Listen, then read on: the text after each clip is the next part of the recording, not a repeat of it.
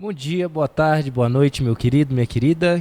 Olha só que beleza, você aqui comigo mais uma vez, né? E eu, obviamente, não sozinho aqui, mas estamos aqui reunidos para fazer mais uma recapitulação da lição. Estamos chegando agora, sim, já no finalzinho do finalzinho desta lição que fala sobre o livro de Marcos. Faltam apenas alguns pouquíssimos capítulos e a lição já é a lição de número 12, em que nós vamos falar aqui sobre os eventos do que a gente chama de paixão de Cristo. O sofrimento físico agora, porque, como nós vimos na semana passada, a grande decisão, né, digamos assim, um sofrimento espiritual, foi lá no Getsemane. Então aqui já aconteceu, a decisão já tinha sido feita. Mas o que Jesus vai passar agora, nesses últimos momentos dele, antes da crucifixão, foram coisas complicadas. E para a gente estudar isso, eu estou aqui hoje, né, muito bem acompanhado novamente. Eu sempre estou bem acompanhado. O Thiago aqui faz um serviço maravilhoso, né, acompanhado aqui pela Crislaine, pela Cris e pela Naína, ambas aqui da Igreja Central, né? Por favor, Cris, mande um oi pro pessoal que nos escuta. Oi, pessoal. Bom dia, boa tarde, boa noite. Espero que todos estejam bem. E eu estou bem animada para passar a lição dessa semana. A Cris fala um pouco baixo mesmo, viu, pessoal? Mas eu vou tentar falar um pouco mais baixo também, que aí você consegue aumentar o volume, senão fica eu gritando de um lado e a Cris falando baixo do outro. Fica estranho, né? Fica baixando e subindo. E você, Naína, por favor, mande um oi aí pro pessoal. Olá, pessoal, tudo bem? É um prazer estar aqui de novo, né, com vocês, né, para a gente poder conversar um pouco sobre essa lição maravilhosa, né, do livro de Marcos. É isso aí. Bom, pra gente começar então, na semana passada eu pedi para quem começar, estava na minha esquerda. Então, Anaína, você começa com a oração pedindo a presença do Espírito Santo? Sim, claro. Querido e amado Deus, nós te agradecemos, Senhor, pela oportunidade de aprendermos um pouco mais sobre o teu amor, sobre o seu sacrifício na cruz do Calvário por cada um de nós. Nos abençoe, Senhor, com teu Santo Espírito, para que nós possamos compreender, colocar em prática seus ensinos, Pai, e escolher estar sempre ao teu lado. Fique conosco agora neste momento, elucide, Senhor, as nossas dúvidas, para que nós possamos estar sempre fervorosos contigo. É que nós te pedimos e agradecemos em nome de Jesus. Amém. Amém. Amém. Bom, como disse então, né, o nosso verso para memorizar dessa vez está lá em Mateus 15, 34. A gente vai. Marcos 15, 34. Nós vamos ler ele um pouquinho mais pra frente durante a lição, porque ele vai ser importante para a gente, mas é um verso que mostra aí o desespero, né, em que Jesus se encontrava neste momento. A gente vai ler ele depois, então. Depois a gente lê com calma. Mas vamos fazer uma recapitulação aqui rápida da lição da semana passada para a gente começar. Que foi o seguinte, né? Na semana passada nós falamos sobre o Getsemane. Jesus estava lá, infelizmente, momento de muita dificuldade, ou felizmente, né? Porque graças a Deus os pecados recaíram sobre ele, então hoje nós temos o direito à salvação. Mas ele sofreu muito naquele momento. Estava sozinho, tinha sido deixado por Deus, porque nós falamos isso semana passada, né? A Bíblia é clara, ela fala que os pecados fazem separação entre Deus e os homens. E como Jesus pegou sobre si todos os pecados, então natural que ele estivesse afastado de Deus, né? É muito simples, onde há sombras não há luz e vice-versa. Se tem luz não tem sombras.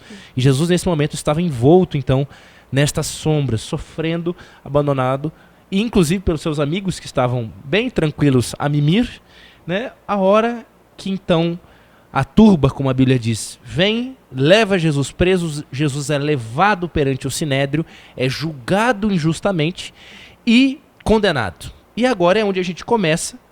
Por quê? Porque é o seguinte, como a gente também comentou, não os judeus, né, por serem uma nação que estava submetida a Roma, eles não tinham a possibilidade de condenar alguém à morte.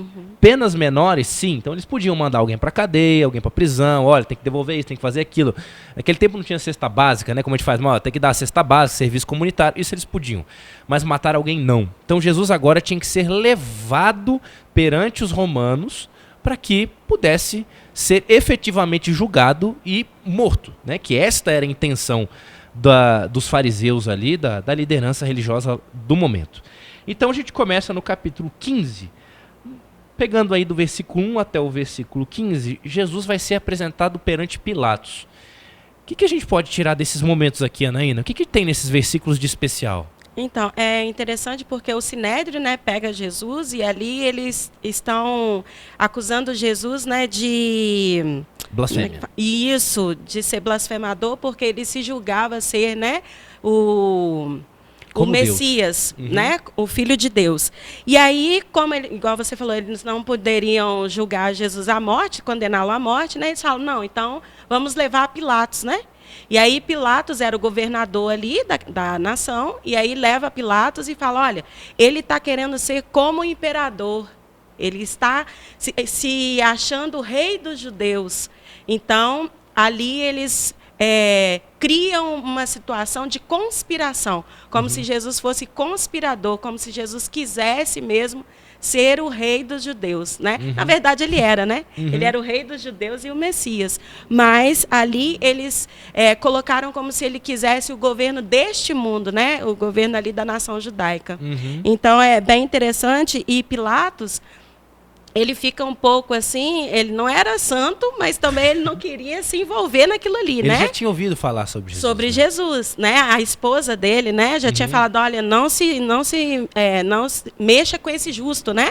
Mas aí ele pega e fala, então eu vou deixar para que a galera, né? Para que o povo decida, né? E tinha o costume naquela época, né? Que poderia libertar um dos prisioneiros. E aí ele pergunta, olha, quem que nós vamos libertar? Só que ele não sabia que naquele momento ele estava ajudando aqueles fariseus ali, né? Aquele pessoal do Sinédrio. Ele não sabia que fazia parte do plano e que já estava tudo arquitetado ali. Eles iriam incitar a turba, né? Para que escolhesse a Barrabás e soltar Barrabás e condenar Jesus à morte. Então, ali é como se ele entrasse também naquela situação, naquele enredo, para mandar matar Jesus. É interessante aqui, Cris, o versículo 9 fala uma coisa interessante, o 10 também, né? Que ele diz assim, Pilatos respondeu, né? Ele perguntou para Jesus, então, 9 não, perdão, um pouquinho para trás, né? O versículo 2 mesmo que diz, és tu o rei dos judeus? O que essa pergunta tem? Porque Jesus, ele vai responder uma primeira vez, né? E as pessoas vão começar a acusar, e Jesus não fala nada. Ele não se defende, ele não fala, não, é mentira, eu fui acusado injustamente, como a Glória falou semana passada. Não, eu fui julgado injustamente durante a noite, ninguém viu, que não sei o quê. Jesus simplesmente permanece em silêncio.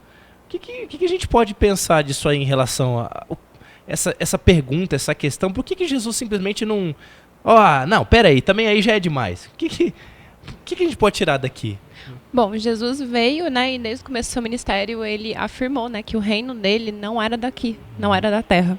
E quando Pilatos pergunta para ele, né, era realmente esperando ali que ele fosse reagir de alguma forma, que ele fosse se defender, tanto que na lição aborda que a multidão ficou perplexa, porque Jesus manteve a compostura e ele em momento nenhum se defendeu. Mas ele não fez isso porque realmente ele queria mostrar às pessoas que tudo aquilo que ele mostrou durante o ministério dele não era uma brincadeira, não era um faz de conta, e realmente era real, que o reino dele não era daqui. E Pilatos, ele estava convencido que Jesus não era um homem comum. Ele sabia, né, a respeito também do anjo que veio visitar a esposa dele e falou a respeito de Jesus para a esposa. Então, ele sabia que ele não era um homem comum. E ele até tentou não se envolver com a condenação de Jesus, mas ele acabou se envolvendo do mesmo jeito, né, colocando o egoísmo dele na frente. E com isso ele acabou também sendo, a lição até aborda, né, ele também foi coberto pelo sangue, né, de Jesus, por ter condenado Jesus à morte. É interessante a gente pensar sobre isso também, que a gente pode ver, né, como no caso de Pilatos, que não tem saída, não tem como, né? Uma hora na vida a gente vai ter que fazer alguma escolha que vai implicar na salvação ou no pecado, né? É impossível você se ausentar totalmente. Porque Pilatos podia ter dito, não vou mandar. Ia dar um baita problemão? Ia. Ia dar um baita problemão para ele, mas era a escolha correta. Sim. Né? E como a Cris falou, ele optou pela posse, né? Afinal de contas, não era qualquer um que chegava ao lugar que ele estava, ele tinha algumas regalias, tinha algumas coisas. Então, Pilatos falou, não, acho que não vale a pena, né? O interessante é que Jesus, ele devolve para Pilatos, né? Fala, és tu o rei dos judeus? E aí Jesus responde, tu dizes. Né? A única coisa que Jesus falou, tu dizes. Sim. está falando, então, né, devo ser. E ele mantém a compostura de rei, né? Jesus permanece ali com a compostura de rei. Às vezes, muitas vezes na vida da gente, é necessário a gente permanecer em silêncio também. Talvez o que a gente for falar não vai resolver o problema, vai piorar a situação.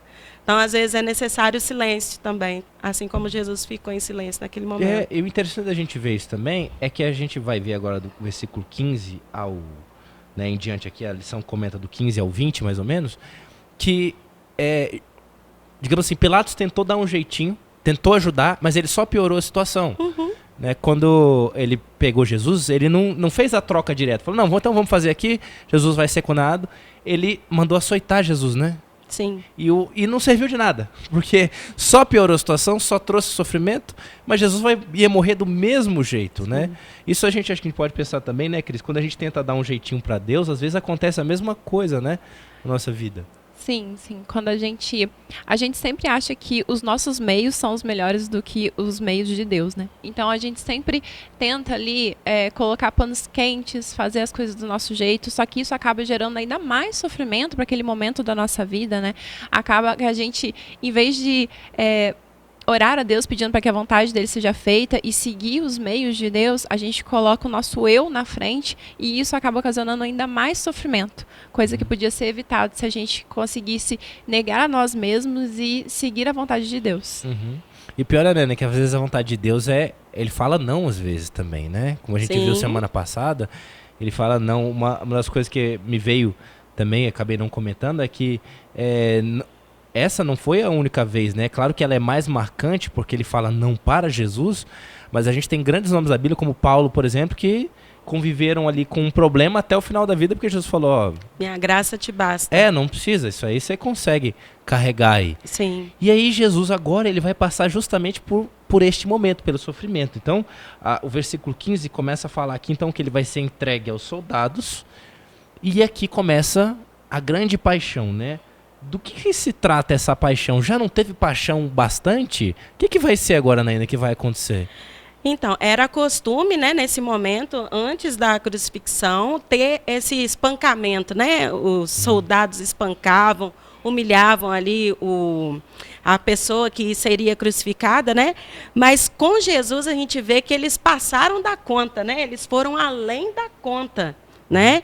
Eles fizeram saudações, saudaram a Jesus como eles saudavam o imperador, com ironia, né? Com deboche, eles zombaram de Jesus, né? E aqui fala, né, que eram aproximadamente um grupo de 200 a 600 homens, bastante gente, né? Para poder açoitar um justo, né? Uma pessoa que não tinha crimes, né? Não ameaçava ninguém, né? Porque Jesus era puro, tranquilo, então não havia necessidade disso tudo, mas todos eles estavam ali para fazer cumprir à risca aquilo que havia sido determinado, né? Que era humilhar Jesus, e ali eles pegam um manto, né, de cor púrpura, coloca em Jesus, coloca também a coroa de espinhos, eles vão batendo com o caniço na coroa, né, e vai ferindo cada vez mais a cabeça de Jesus. Então Jesus, ele foi humilhado além da conta de qualquer outra pessoa que fosse crucificado. Então a gente vê, né, o peso do nosso pecado, né, a nossa culpa, os nossos pecados, tudo ali caiu sobre Jesus, né? E aqueles soldados, eles foram usados para isso. Será que havia um motivo maior também, Cris, por trás? Será que Satanás queria alguma coisa com isso?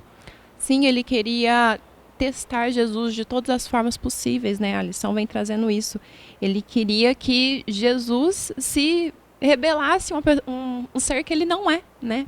Então, naquele momento, toda essa zombaria, todo esse exagero, né, na tortura, realmente era ali Satanás querendo fazer com que Jesus voltasse atrás na decisão, né? De realmente pagar o preço do pecado, né? Que seria a morte. Usasse o poder, né? E se livrasse daquilo. Sim. E aí a gente sabe, né? Que se Jesus não tivesse morrido... Infelizmente, para nós não não valeria, assim, não é que não valeria a pena, mas não faria sentido estar aqui, né? Porque não haveria salvação. Na verdade, eu creio que a gente nem chegaria a existir, né? Porque já teria terminado, A humanidade né? teria se acabado já antes. teria terminado tudo. Então, a morte de Cristo é isso, é vida. Não existe vida sem Jesus. Não existe, nem aqui e nem por vir. Né? Se a gente quer viver com qualidade aqui, precisamos estar unidos à vida que é Cristo. E essa vida veio por intermédio do sangue dele derramado na cruz.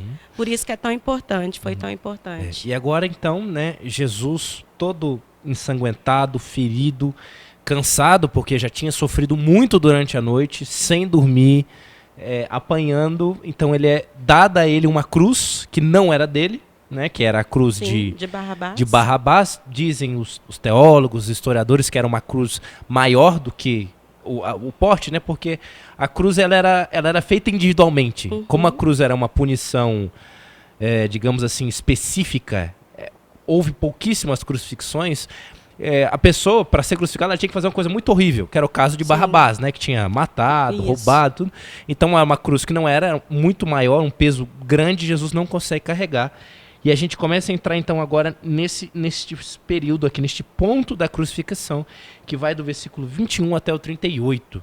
E aqui, o primeiro versículo já mostra uma coisa interessante. Marcos é muito sucinto quando ele fala dele, mas Lucas ele vai falar um pouquinho mais, Mateus também fala, e é importante a gente saber, né? No versículo 21, Jesus ele vai ser, digamos assim, ajudado por um homem, né? O que a gente traz, o que a gente tem aí, Cris? O que a gente pode tirar desse pedacinho? Bom, como você mesmo falou, né? A cruz era muito maior, era muito mais pesada do que um homem poderia carregar. E ali no meio do caminho, né, empurraram um homem e esse homem foi ajudar a Jesus a carregar aquela madeira muito pesada.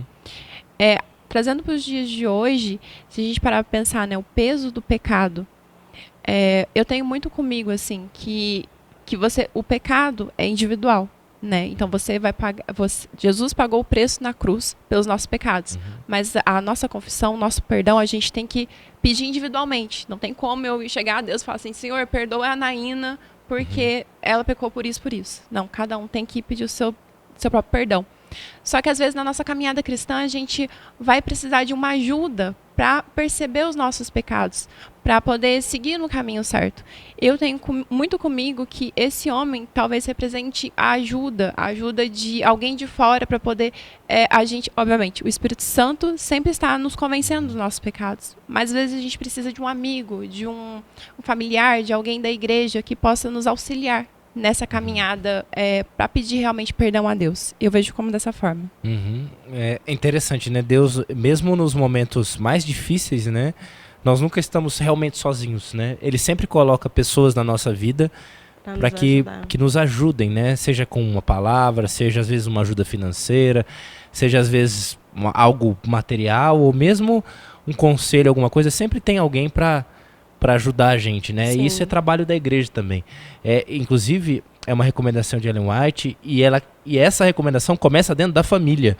No Lar e Família a gente vai ver, existe uma recomendação explícita do Espírito de Profecia que diz que os maridos deveriam orar pelas esposas como, não intercessores, porque o marido não tem poder de perdoar o pecado, mas pedindo para que Deus auxiliasse, né, no perdão do pecado das esposas. Então, a gente devia ser mais unidos, né, orar uns pelos outros, pedindo auxílio, ajuda, né? E a gente vê isso aqui, e agora a gente entra realmente no momento da crucifixão, né, Anaína? Que Jesus está chegando lá no Gólgota, e aí começa uma série de eventos. Você pode trazer pra gente? Sim, aí eles tiram, né, a capa, né, tiram a roupa de Jesus, aí é um momento de vergonha, né, que até a lição comenta que no território romano, o prisioneiro ficaria nu, né? Mas como ali era território judeu, então ele fica com alguma veste ainda, mas mesmo assim são vestes mínimas, né? Então é um motivo de vergonha. Ali também os pregos são colocados, né?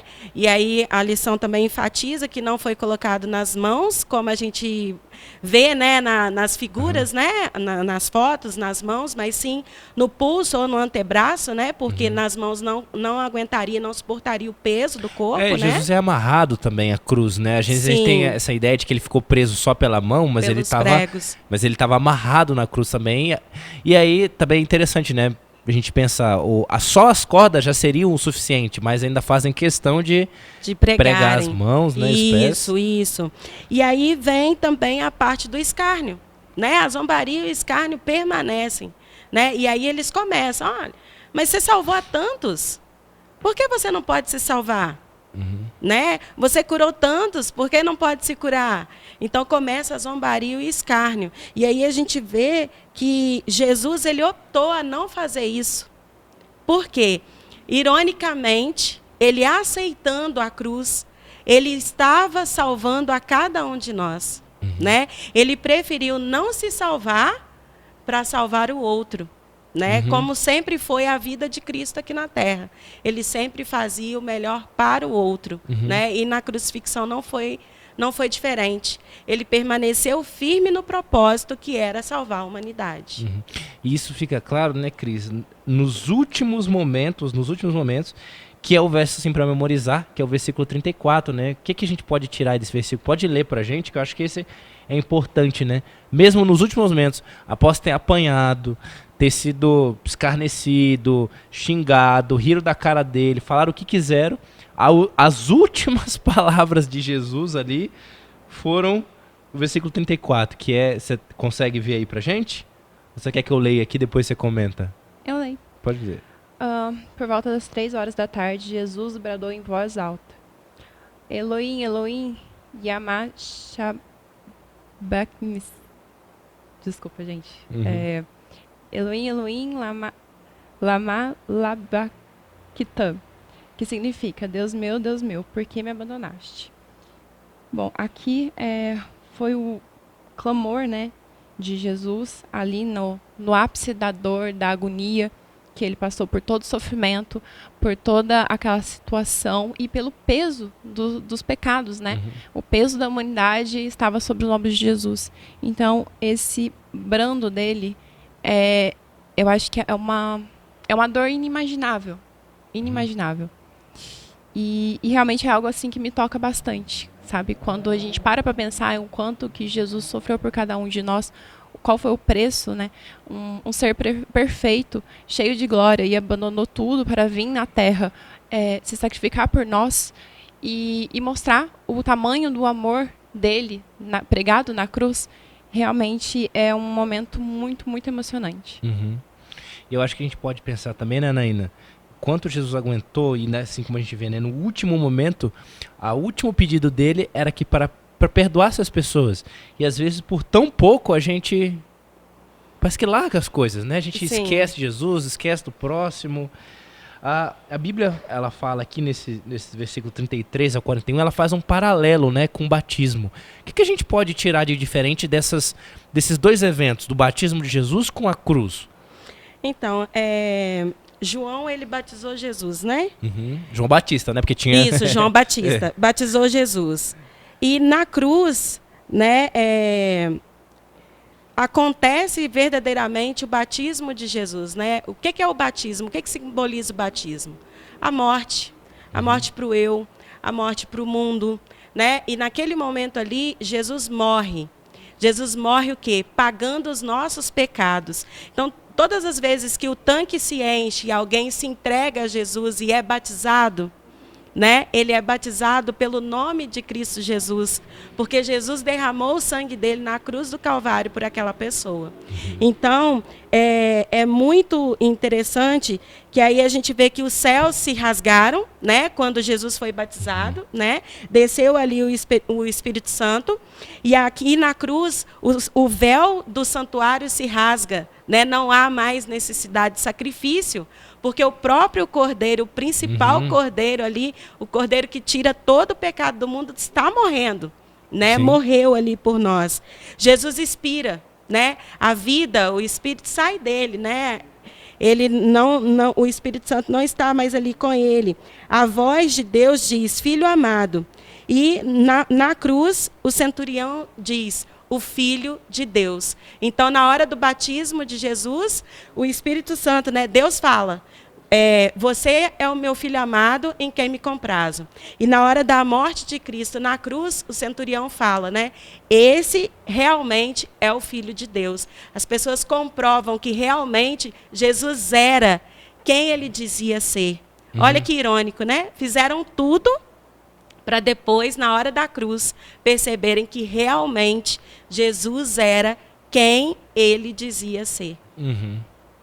Acho interessante desse ponto também.